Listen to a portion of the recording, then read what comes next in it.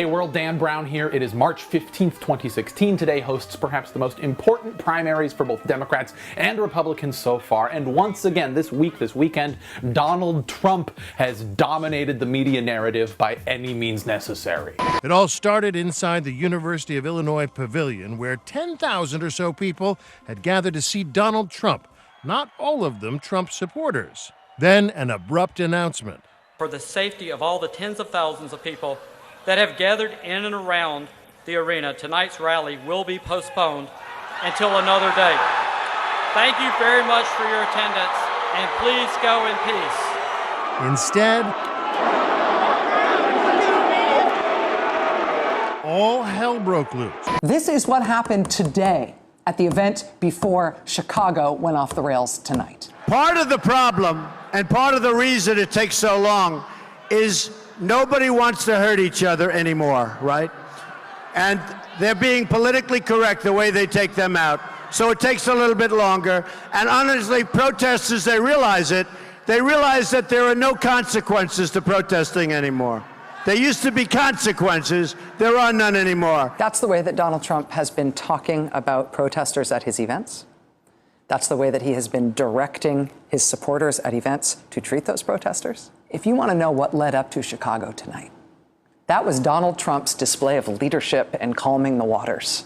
When political scientists look at presidential candidates, they try to break down support trends along demographic lines so as to make better empirical sense of the big picture. For example, Hillary does well with women, Bernie does well with young people, Ted Cruz does well with evangelical Christians, Marco Rubio does well with people who make over $250,000 every year, etc. Who exactly are these people, though? Donald Trump supporters. I really want you to think about this. I'm going to ask you in a second here to actually pause this video and just think for a minute to yourself, what is the common thread among this group? Okay, go ahead and pause.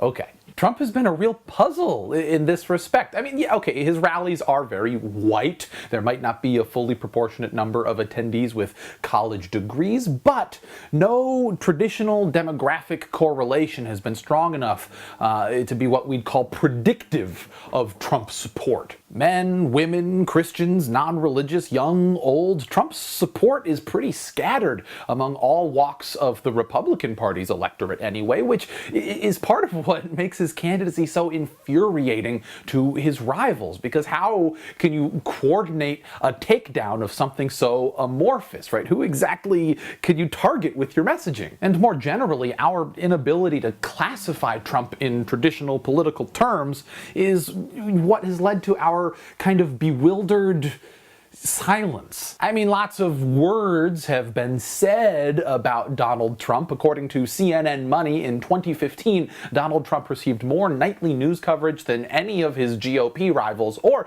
of the Democratic candidates combined. But I think that most of those words can be pretty well summed up with just two words, and that's, hey, look. People who are concerned about Trump's rise are champing at the bit to talk about it, but if you're anything like me, those conversations often devolve into speaking emotionally more than constructively because we don't quite know what to say. Pogo Tribe all-star Josh Fletcher, however, recently tweeted a link at me to an article published by Vox titled "The Rise of American Authoritarianism," and it was really an aha moment for me. Researchers who study authoritarianism, not established authoritarian states, mind you, but a certain voter profile, people who value authoritarian ideals, can place individuals on a spectrum based on how they answer four questions, ostensibly about parenting. As it happens, this is the best demographic predictor we have as to whether or not any particular person is inclined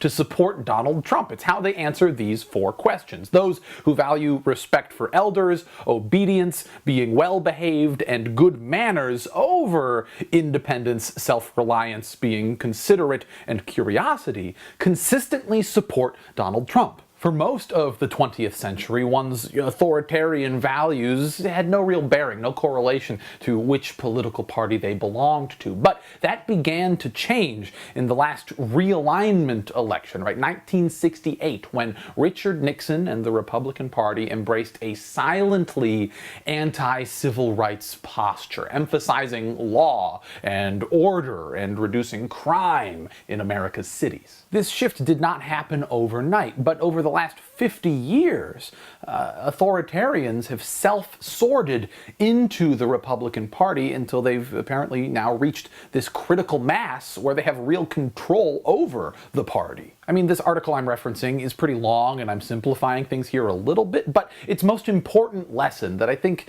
most people don't fully grasp is that what's happening around Donald Trump does not begin and end with Donald Trump. This isn't just some cult of personality that will fade into obscurity when its leader is soundly beaten in November. No, Trump didn't invent this kind of frenzy. He simply rattled awake a sleeping dragon that will survive longer than his candidacy. So what exactly has Trump been able to leverage to rattle this dragon awake? Well, America's social fabric is changing faster now than ever before. We are in the midst of an immigration boom. The consensus conception of what constitutes a family in this country is evolving rapidly. We're coming to a more complex understanding of gender, and globalization means that spooky alien others feel closer than they ever have. Those who have taken for granted their automatic positions of supremacy because they're white,